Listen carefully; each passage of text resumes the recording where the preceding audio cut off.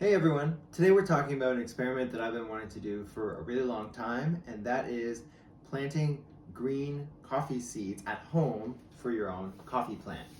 So this is really tricky to do because green seeds for roasting have gone through a whole lot of things since they left the farm, and they aren't very conducive to propagating and growing roots and making a wonderful coffee plant. But there's a couple of things that you can do to help this whole process out, and so I'm going to touch on that quickly and cover what I've already done. I've actually got some coffee that's already been planted. I'm about a week into it. There's a high failure rate, so we're going to see how we go here.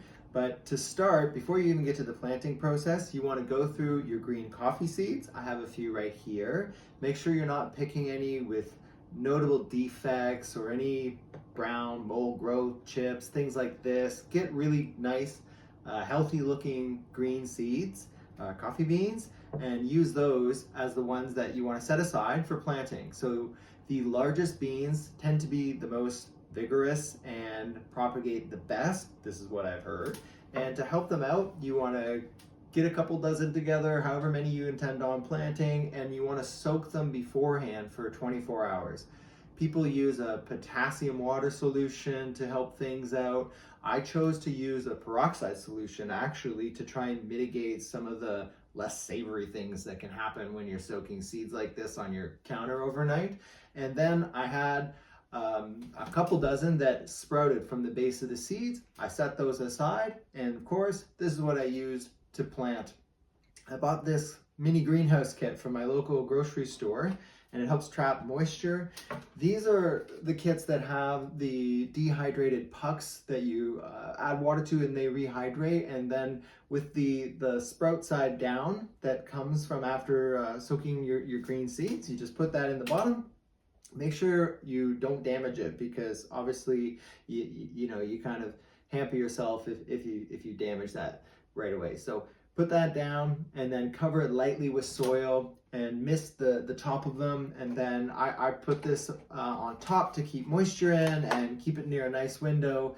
It's really great if you can maybe even put them on a heating mat, keep the soil and the seeds in the 20 to 30 Celsius mark. Growing coffee is very temperature sensitive, and this is true even if you're at home, of course. So this was step one. I did this a week ago, and as you can see, there's only 5 pods in there. So I've actually already had 6 or 7 that have had a little bit of mold growth on them, and I've thrown those away so that they don't compromise the others, and cross my fingers for how these 5 go. I'll update you again with progress on that. The others I just planted in this ceramic pot. So the benefit of this is that they are in each their own container, and I have the option of removing ones that don't work well. If I get a problem in here, it's going to apply to the whole set. But there are, I think, about 8 or 10 beans in here, and so far everything looks good. I've kept a lot of moisture in the soil, and I've got these under a nice south-facing window, a lot of natural light to help them grow. I just used organic potting mix from my local home hardware. I'm in Canada here, so that's a Canadian chain. It's just a supply store for gardening goods, and I'm sure you could find something like this quite easily. Nothing fancy, just intended for some home plant use. So this is what I've done. I'll give you an update as I go along, but it's an experiment I've been really eager to start.